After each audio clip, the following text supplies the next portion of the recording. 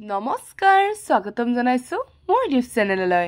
বহুদিন বিৰতিৰ পিছত আকৌ আপোনালোকৰ মাজলৈ উভতি আহিছো আৰু আজি ভিডিঅ'ৰ বিষয়বস্তু লৈ আহিছো তৃতীয় শ্ৰেণীৰ অসমীয়া বিষয়ৰ দ্বিতীয় গোট পৰীক্ষাত আহিবলগীয়া কিছুমান আৰ্হি প্ৰশ্ন যদি ভিডিঅ'টো চাই ভাল লাগে তেন্তে লাইক কমেন্ট শেয়াৰ কৰিব আৰু যদি মোৰ চেনেলটোলৈ নতুনকৈ আহিছে তেতিয়াহলে সাবস্ক্ৰাইব কৰিবলৈ নাপাহৰিব এতিয়া আহকচোন এই ভিডিঅ'টোতনো কি প্ৰশ্ন হাঙুৰ খাই আছে চাওচোন এই ভিডিঅ'টোৰ মাজেৰে আমি প্ৰশ্ন আৰু সেই প্ৰশ্নৰ লগত উত্তৰ কেনেকুৱা ধৰণৰ হ'ব আটাইখিনি ধুনীয়াকৈ আলোচনা কৰা হ'ব এতিয়া আমি প্ৰথম প্ৰশ্নটো ৰাখিছো তোমাৰ পাঠত থকা মৰমৰ আই কবিতাটিৰ প্ৰথম আঠশাৰী লিখা অৰ্থাৎ কি কৈছে যে আমি যিখন অসমীয়া কিতাপ পঢ়িছো তাত যেটো আমাৰ মৰমৰ আই কবিতাটো আছে সেই কবিতাটিৰ প্ৰথম আঠশাৰী লিখিব দিয়া হৈছে আৰু লগতে এইখিনিতে ক'ব খুজিছো যে সকলোৱে এই কবিতাটিৰ কবিগৰাকীৰ নামটো মনত ৰাখিবলৈ চেষ্টা কৰিলে হ'ল মই জেনিবা ইয়াতে দিয়া নাই কবিগৰাকীৰ নাম কিন্তু পৰীক্ষাত আমাৰ আহিব পাৰে যে আঠশাৰী কবিতা লিখি কবিৰ নামটো লিখা ঠিক আছে তেতিয়াহলে কিন্তু আমাক কবিৰ নামটো প্ৰয়োজন হ'ব হেহে কবিতাটি পঢ়াৰ লগে লগে কবিৰ নামটো মনত ৰাখিবলৈ চেষ্টা কৰিলে হ'ল এতিয়া ইয়াতে মই আঠশাৰী লিখি ৰাখিছো মৰমৰ আই কোনে মোক তুলিতালি কৰিলে ডাঙৰ মৌহনা মিঠা মাতে পাহৰি ভাগৰ কৰিছিল স্নেহ মোক দুগালত চুমা খাই তেৱে মোৰ পূজনীয়া মৰমৰ আই এয়া হ'ল চাৰিশাৰী আৰু এয়া হৈছে চেনেহৰ চকুপানী ধাৰেৰে বুৱাই কোনে মোক ৰাখিছিল বুকুত শুৱাই টোপনিত লালকাল মুখ খনি চাই তেৱে মোৰ পূজনীয়া মৰমৰ আই এয়া হৈছে চাৰিশাৰী অৰ্থাৎ এই চাৰিশাৰী আৰু এই চাৰিশাৰী লগ লাগি কিমান হ'ল আঠশাৰী হ'ল আৰু পৰীক্ষাত এই আঠশাৰী আহিব পাৰে ঠিক আছে চাৰিশাৰী বুলি দিলে ওপৰৰ এই চাৰিশাৰী লিখিব লাগিব আৰু আঠশাৰী বুলি দিলে এই গুটেইখিনি লিখিব লাগিব আৰু এই কবিতাটিৰ কবিগৰাকীৰ নাম হৈছে আনন্দ চন্দ্ৰ আগৰৱালা সকলোৱে মনত ৰাখিবলৈ চেষ্টা কৰিলে হ'ল আৰু এতিয়া আমি দ্বিতীয় প্ৰশ্নটোলৈ আহিছো দ্বিতীয় প্ৰশ্নটো ৰখা হৈছে তলৰ প্ৰশ্নবোৰৰ শুদ্ধ উত্তৰটো বাছি উলিওৱা যেটো আমাৰ পাঠ্যপুথিত এনে ধৰণৰ এমসিকিউ অৰ্থাৎ মাল্টিপল চইচ কোৱেশ্চন আছে হয়নে যে চাৰিটা অপচন থাকিব তাৰে যেটো শুদ্ধ হয় লিখিব লাগিব তেনেকুৱা ধৰণৰ আছে হেহে মই তেনেকুৱা ধৰণৰ প্ৰশ্ন ৰাখিছো এতিয়া নাহিলেও হয়তো আমাৰ বছৰিকীয়া পৰীক্ষালৈকে আহিব পাৰে এতিয়া প্ৰথম প্ৰশ্নটো ৰখা হৈছে প্ৰথমখন অসমীয়া বোলছবিৰ নাম আছিল যুঁজ ৰজা হৰিচন্দ্ৰ সপোন জয়মতী ইয়াৰে শুদ্ধ উত্তৰটো হ'ব কোনটো 4টো অৰ্থাৎ জয়মতী খটো দিয়া হৈছে অহল্যাবায়ে সকলো কাম কিয় কৰিছিল প্ৰজাৰ সুখৰ বাবে ৰাজ্যৰ পৰা প্ৰশংসা পাবৰ বাবে নিজৰ স্বাৰ্থৰ বাবে মহাৰাণী হ'বৰ বাবে আৰু ইয়াৰে সঠিক উত্তৰটো হ'ব প্ৰজাৰ সুখৰ বাবে তাৰ পিছত আমাক গটো দিছে আয়ে মোক নিচুকাইছিল চুমা খাই গান গুণ গাই মুখনি চাই বুকুত শুৱাই উত্তৰ হ'ব নাম গুণ গাই তাৰ পিছত ঘ প্ৰশ্নটো ৰখা হৈছে কিহৰ বাবে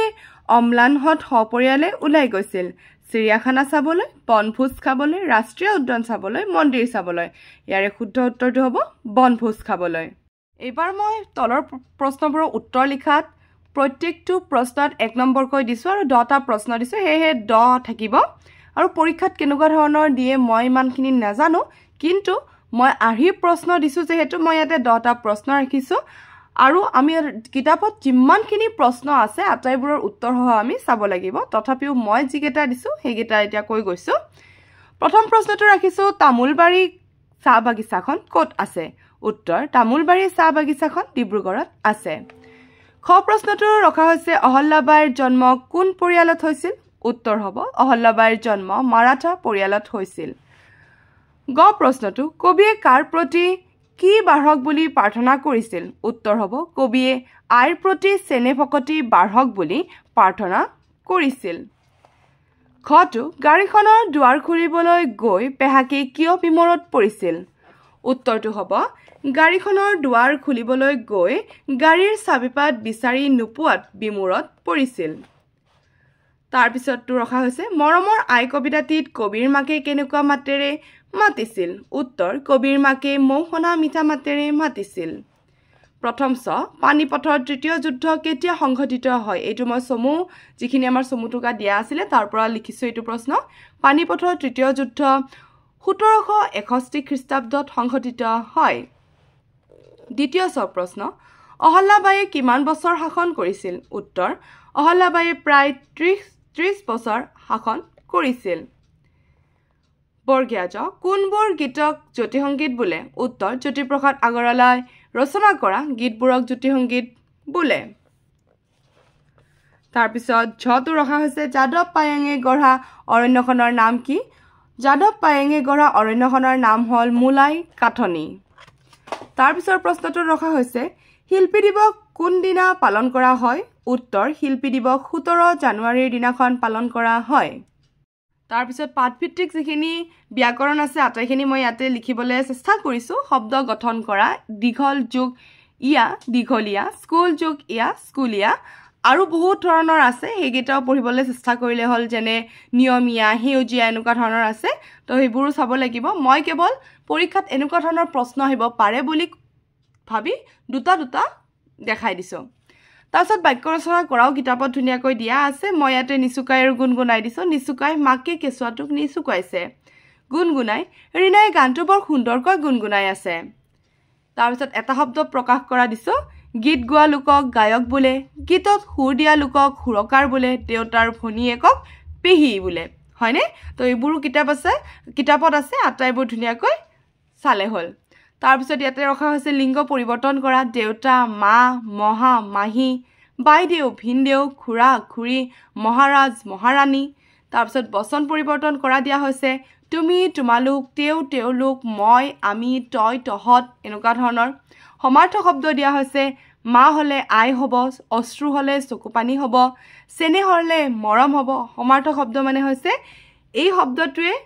এটা একে শব্দই কি কৰিছে বুজাইছে মা